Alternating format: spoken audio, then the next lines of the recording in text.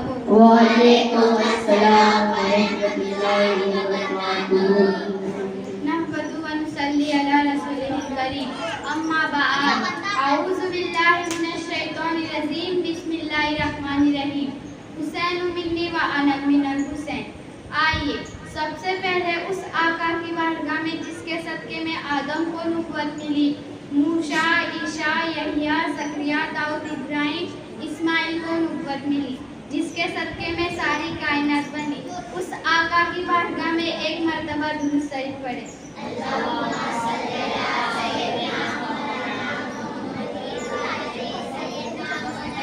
محمد الصلاۃ والسلام علیک یا رسول اللہ صلی اللہ علیہ وسلم۔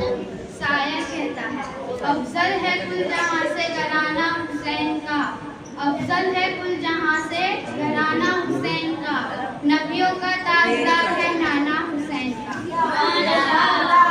ایک پل کی تھی بس حکومت یزید کی، ایک پل کی تھی بس حکومت یزید کی، صدیہ حسین کی ہے زمانہ حسین کا۔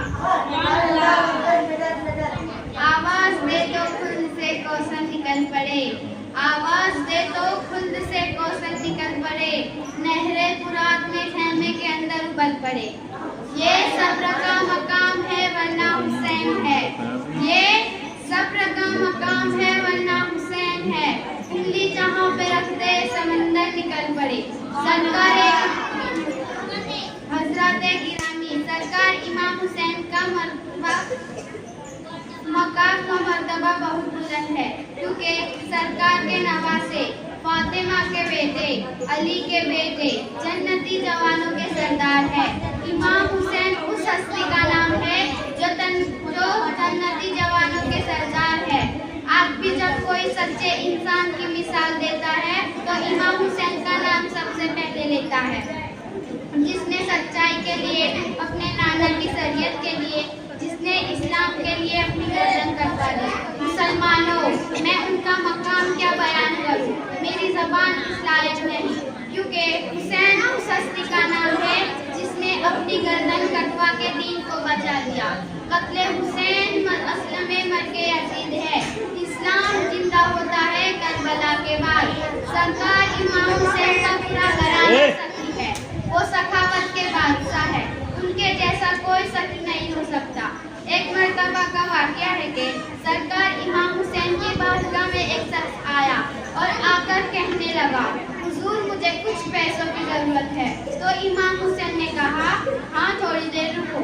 کچھ دیر بعد ایک شخص آیا جس نے امام حسین کو 2 تھیلیاں نذرانہ پیش کیا جس میں سونے کے سکے تھے، تو وہ ساری تھیلیاں امام حسین نے اس آدمی کو دے دی اور کہا، لو اور مجھے معاف کرنا، میں نے آپ کو انتظار کروایا۔ سبحان اللہ، یہ دیکھو، اگر ہم ہوتے تو ہم کتنا دیں گے، لیکن یہ تو نبی کے گھر والے ہیں، اس لیے سایہ کہتا ہے، خود رہتے ہیں بھوکے اوروں کو کھلاتے ہیں، خود رہتے ہیں بھوکے اوروں کو کھلاتے ہیں، ایسے ہوتے ہیں محمد کے گھرانے والے۔ مسلمانوں، یہ وہ گھرانہ ہے جو بچپن سے سخی ہے، ان کی ماں بھی سخی، بابا بھی سخی، بھائی بھی سخی، بہن بھی سخی، پورا خاندان سخی۔ آج تک دیکھو ان کی ساری اولاد سخی ہے، جو بھی ان کی اولاد میں سے ہے یعنی وہ سارے سخی ہے۔